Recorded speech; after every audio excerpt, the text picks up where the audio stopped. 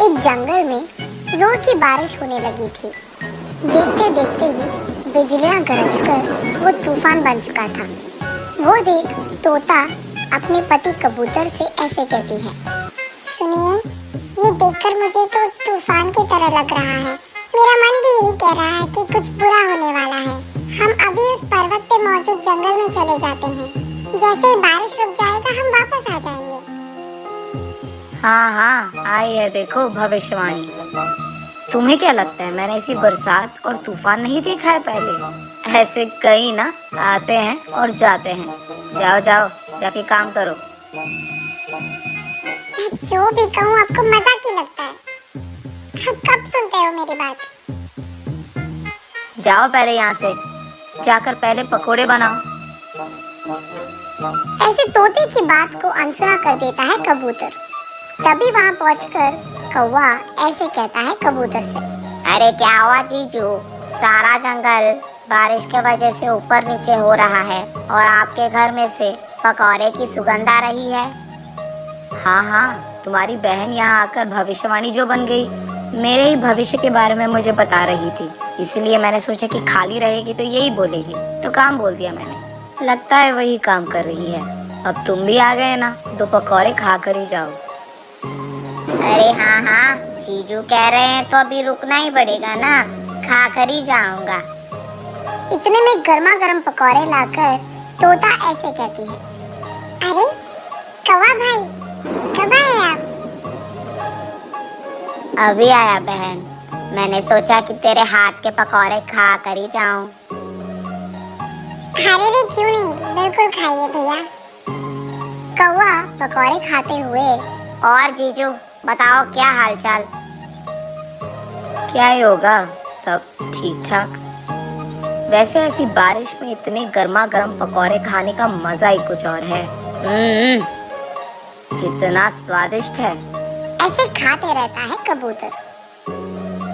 देखो ना भैया, मैं यहाँ इस बरसात से डर कर कह रही हूँ कि इस पर्वत के जंगल पे चले जाते हैं और ये यहाँ पकौड़े खा रहे हैं। कम से कम आप बोलिए ना। क्यों जीजू, बहन के बात के अनुसार हम भी उस पर्वत के जंगल पर चले जाएं क्या? उसकी बातों को ज्यादा भाव मत दो। हमने ऐसे कितने बरसात देखे हैं, ये तो कुछ भी नहीं है। बात तो सही है जीजू, लेकिन ऐसे कुछ कहने ही वाला था कि वैसे तुमने कुछ देर पहले कहा था कि हम भी उस पर्वत पे चले जाएंगे। मतलब इससे पहले तुम्हारी बहन की तरह डर कर कोई हमारे जंगल से गया है क्या? हाँ बोलो। ऐसे जोर से हंसने लगता है कबूतर। दरअसल वो जीजू जाने के सोच में नहीं, बल्कि बहुत लोग पहले से चले भी गए। अरे रे हाँ, क्या डरपोक है सब, पहले से ही भाग गए। वो डरपोक नहीं, अक्लमंद है। बारिश अगर ज्यादा हुआ तो हम उड़ भी नहीं पाएंगे। अभी कम है तो कम से कम पर्वत वाले जंगल पे कम से कम पहुंच पाएंगे। इसलिए मैं भी कह रही हूँ, लेकिन मेरी बातें तो आपको मजाक लगते हैं। रे रहने दो, थोड़ा सा ढील छोड़ दिया तो मुझे सिखाने आ जाती है। बहन की बातों में तो सच है जीजू। या तुम लोग भी ना। और वैसे अगर उतना ही डर लग रहा है तो तुझे भी जाना था ना। ऐसे कबूतर कौवे से कहता है। ऐसे कैसे कह दिया जीजू? आपको बताए बिना क्या मैंने कभी कुछ कहा या किया? तुम लोग जहाँ हो मैं भी वही रहूंगा ना। ऐसे ही पेड़ पे मौजूद ये तीनों पक्षियाँ दूर से बरसात को देखते रहते हैं। देखते देखते ही बारिश बहुत बहुत बढ़ जाता है। बिजलियाँ गरजने लगी जोर जोर से और दिन दहाड़े भी इतना बारिश आ गया था कि सूरज दिख ही नहीं रहा था। और क्योंकि वो पेड़ एक घाट में था, पानी पूरा जमा होने लग गया। इतना भरने लगा कि पेड़ तक पहुंच गया। ये देख कबूतर अपने आप में सोचता है कि जितना उसने सोचा था उतना छोटा बारिश तो नहीं है ये। लेकिन उसे डर था कि अगर बाहर ये कह गया तो उसके बीवी के सामने ये छोटा बन जाएगा। इसीलिए कुछ नहीं कहता है और बस यही सोचता है कि जो होगा देखा जाएगा। कौवा तो अंदर ही अंदर डरने लग गया। कुछ और देर बीत गया तो पानी पेड़ के ऊपर तक आ जाएगा। हे भगवान, मुझे तभी चले जाना था जब मेरे दोस्त बुला रहे थे। मैं जीजू के साथ यहाँ अटक गया। हाय भगवान। ये सोचते हुए वो निराश होकर रो बैठता है।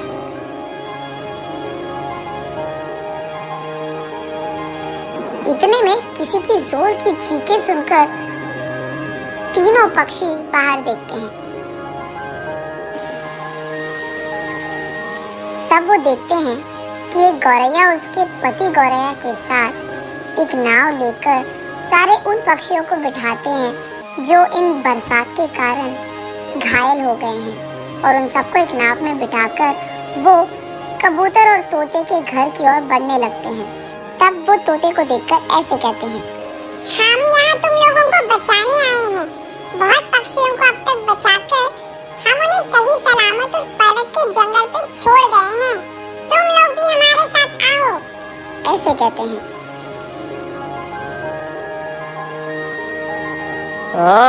मुझे इसका चेहरा कभी नहीं देखना था, लेकिन देखना पड़ गया। अच्छा, ऐसे कहता है कबूतर गुस्से में। अरे ये सब तो पुरानी बातें हैं जी, इसको छोड़ दीजिए। ये सब होकर बहुत समय बीत गया है। अरे चुप, तुम मुझे क्या समझा रही हो? उसका चेहरा देखना ही पाप है, और उसके नाव में चढ़ना होगा ही नहीं। अब उस सबसे क्या लेना देना जीजू? कुछ देर में लगता है हम सब डूब जाएंगे जीजू। चलेंगे ना उनके साथ? ऐसे कहता है कौवा। देखो, मैं ऐसे कोई ऐरे गहरे से मदद नहीं लूंगा। अगर जाना है तो तुम दोनों चले जाओ, मैं तो यही रहूंगा। ये सुनकर उस कबूतर को अकेले ना छोड़ने के कारण तीनों वहीं रह जाते हैं। ये देख गौरैया को लगता है कि जो लोग पहले नाव में हैं उनको बचाना जरूरी है, इसलिए उनको लेकर वहां से चले जाती है।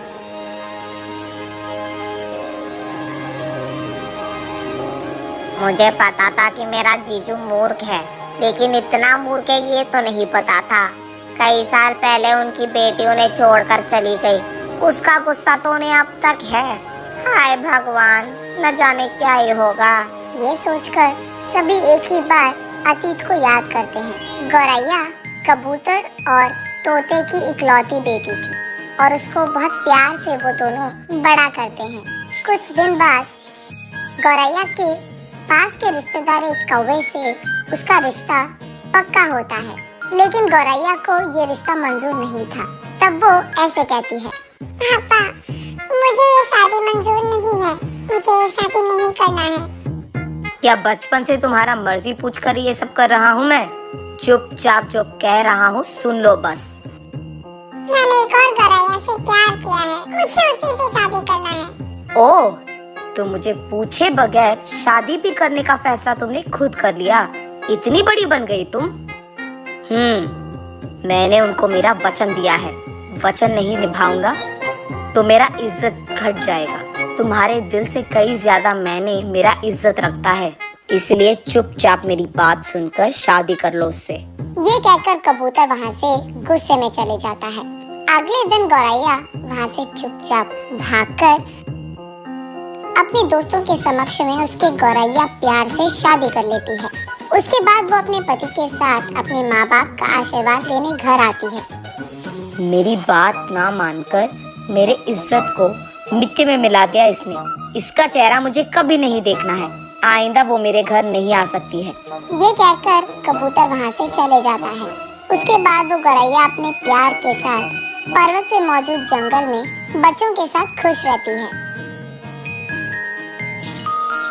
ऐसे वो बारिश में अपने पति के साथ नीचे घाट वाले जंगल में अटके पक्षियों को बचाने नाव लेकर आती है, और ऐसे ही उसके घर तक जाती है। उसे पता था कि उसके माँ बाप नहीं आएंगे, इसलिए वहाँ से चले जाती है। वो उन सारे पक्षियों को पर्वत के जंगल पर पहुँचाने के बाद उसे लगता है कि उसे एक और बार अपने माँ बाप के पास जाकर उन्हें बचाने की कोशिश करना होगा, इसलिए वो वहाँ नाव लेकर आके उसके माँ को पुकारती है। तब तोता, कौवा भैया चलो हम यहाँ से चले जाते हैं। उन्हें अगर नहीं आना है तो रहने दो, उनको यहाँ पे मरना है तो मरने दो। ये कहकर कौवा और तोता दोनों नाव में बैठ जाते हैं। नाव में बैठकर सभी उनका थोड़ा इंतजार करते हैं। तब क्योंकि ये कबूतर और कुछ कर नहीं पाता, वो आकर नाव में बैठ जाता है। तब वो सब गरजते हुए बरसते हुए उस बारिश में उस पर्वत के जंगल तक पहुंचते हैं। सभी उस गौरैया के घर में जाकर खाना खा के आराम करते हैं। तोता अपनी बेटी को प्यार से गले लगाकर, आज तुमने इतने लोगों का जान बचाया है बेटी, हमेशा खुश रहो। अरे माँ, इतनी बड़ी बातें क्यों? तुमने जो किया वो तुम्हें कभी नहीं कर पाती बेटा। जितना भी बड़ा आशीर्वाद दो वो कम ही पड़ जाएगा। मुझे तो मेरे पति का सहारा है माँ, इसलिए आज ये सब कर पाई। बात तो सही है, जो पति हमारे जीवन का ही साथी नहीं बल्कि बातों में और फैसलों में हमारे साथ, तो वो मिलने में मुश्किल है। और जब ऐसे लोग मिलते हैं और हमारे बगल में होते हैं तब अपने आप को किस्मत वाले कह सकते हैं। कुछ लोग रहते हैं सिर्फ अपनी जिद पे अड़े रहते हैं और कभी किसी और की सुनते नहीं हैं, मूर्ख होते हैं वो। ऐसे उसके पति कबूतर के सामने ही कहती है तोता। जीजू की सही टक्कर है मेरी बहन। तब सब बारिश कम होने तक वही गौरैया के घर पे आराम करते रहते हैं।